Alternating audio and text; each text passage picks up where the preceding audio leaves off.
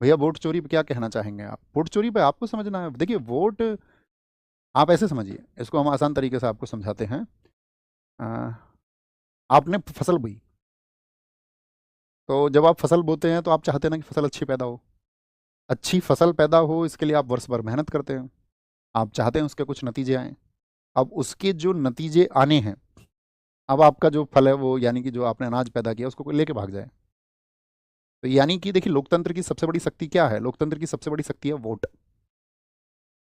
और सबसे बड़ी शक्ति यदि वोट है और उस वोट को चोरी कर लिया जाए, तो यानी कि आपकी शक्ति आपसे छीन ली गई है।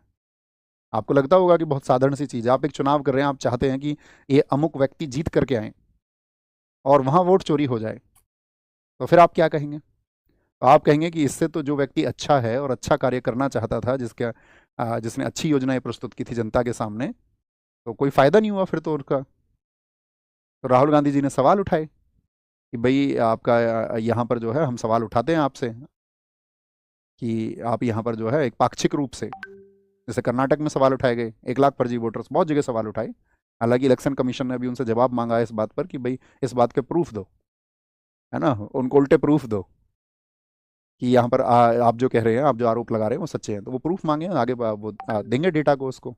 ये रहे प्रूफ। और उपचुनावों में आप देखिए अभी जो सब इलेक्शंस होते हैं तो उनकी हकीकत तो सबके सामने है ही। अब जानबूझ के कोई कुछ और चुनाव करे तो वो व्यक्तिगत चुनाव है।